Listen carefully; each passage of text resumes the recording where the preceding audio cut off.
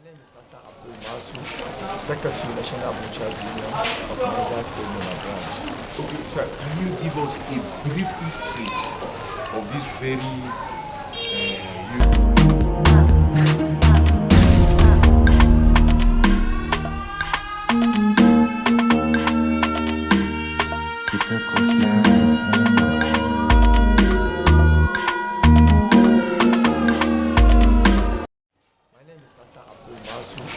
Secretary National Butchers Union of Niger State Branch. Okay, sir, can you give us a brief history of this very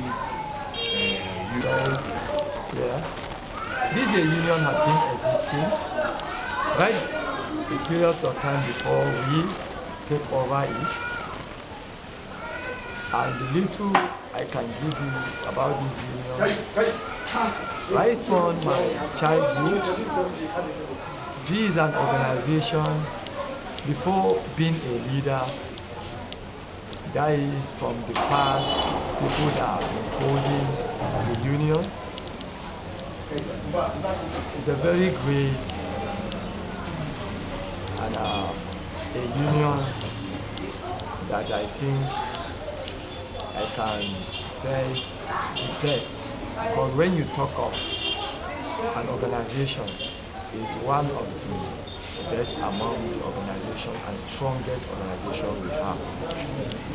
Yes. Okay. Yes. So before we came to this place, we visited the abattoir before they directed us to this place. Yeah. When we came here, we were very elated because of the fact that we have come to see an hygienic. When you go to that site, I can say in our abattoir, due to the support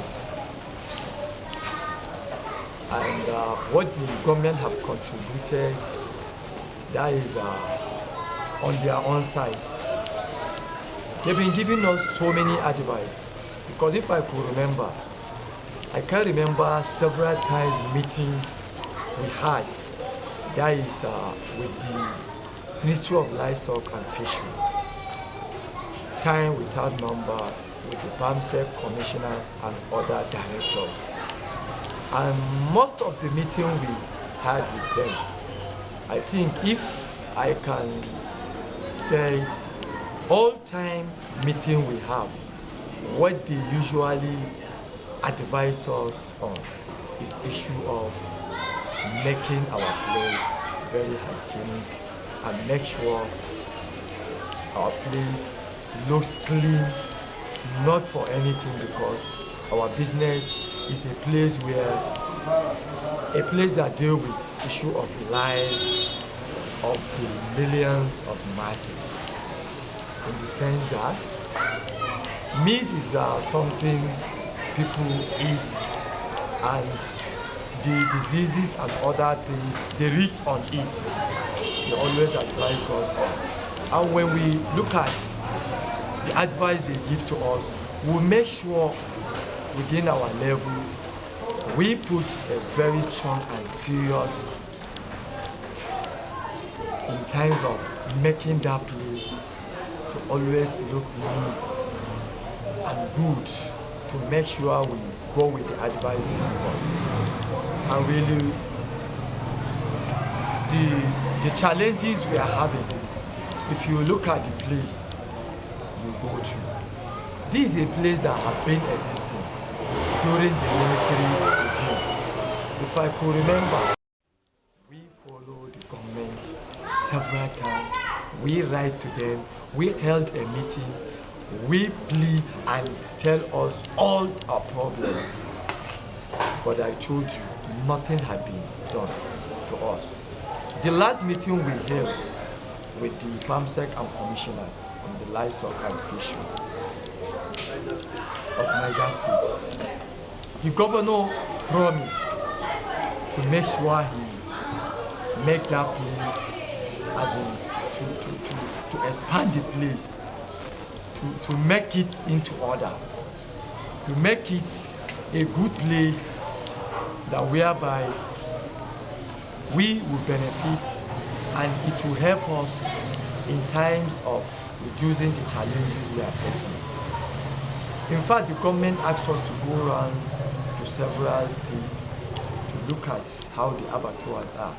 We do that, come back with the results, but nothing has been done. What are those challenges that you can mention? The challenges we are facing, if you look at the place, it's too congested. In times of slaughtering the cows, it's not even taking us to provide all our cows at the same time, to slaughter them, to make sure we do it in a way it will be as good as we're supposed to have. What water do you have?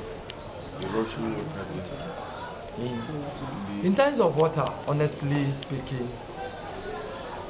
there is nothing to tell about, because if I told you we have to get a tank of water, like 2 tanks in a day, to buy it for a past period of years.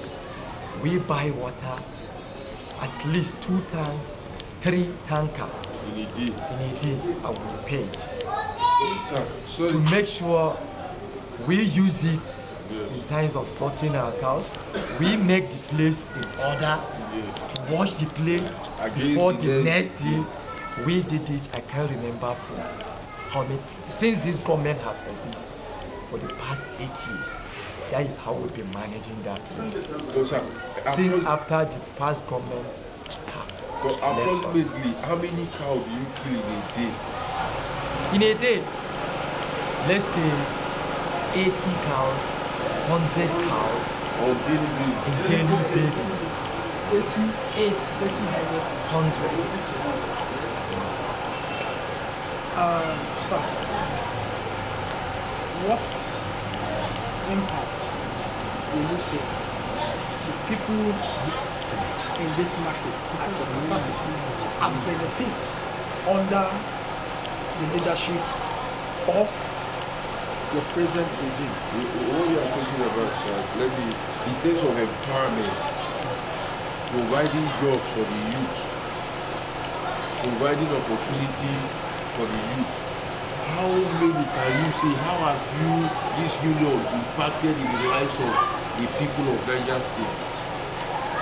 Well, if you go to that side, let's say it's 0%. When I talk of 0%, if you talk of empowerment, let me go back to a butchers union. I think our organization, if you go for the first conversation I gave you, saying we are the best. If you talk of union, let's say our union is a company on its own, because I myself in person, if I tell you the minimum of people I have under me, that is me as a person, let me say 20 to 25 people work under me in this very place. When I talk of that, from abattoir down to this market, and if you look at the numbers that is in this our organization, but when you talk of empowerment, I said it's 0%. Sorry, let me come again. The empowerment I'm talking about is what you have just said. I'm talking about people that are in our own capacity, yes. Not the government. Not the government, yes. People that are benefiting from here. Yes. So my father here said approximately up to 60,000 people. Of course, up to 60,000. So if you go back to the present government, you said what they have, the effort they make in terms of empowerment, I said it's 0%. Why I said it's 0%? We've been following this government. I, as a secretary, I don't know the number of periods of time I wrote a letter from the governor's office to the permanent secretary, to the senators we have, to the member house of reps we have. You understand? So many letters I wrote for us to have time for the government to create a space for us to sit with them, to tell us what we need from them, the help we need from them. Nothing has been done. If you go back during the corona period, I'm aware from the federal government down to state level, make a way to help people like us because of the challenges we have. In that time, from that period of time to this very time, I don't know so many of our members that have to drop from the business due to the financial crisis we find ourselves. Go back to the empowerment you said, and when you go back to the corona period, I as a secretary, we hold a meeting at our level. We have of what did you call the palliative, when the federal government are doing to the various unions, because I believe we are the people that are supposed to benefit more in that side.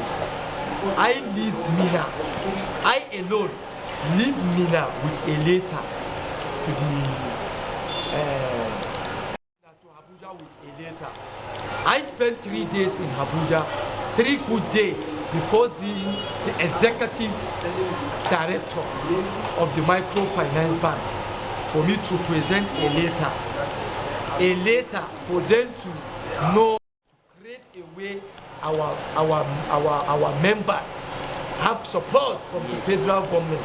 When you talk of the state government, in this place, I wrote names over 200 to 300, 500 names present direct to the SSG office in a form of helping us. By the time we wrote this thing, we know that money has been coming, but nothing has been coming out. Up to now, we have never get a help of a kobo from this present government up to today. And that is the challenges we are facing. So, we are expecting a new government in a short moment from now, both at the federal and state level, Niger and India.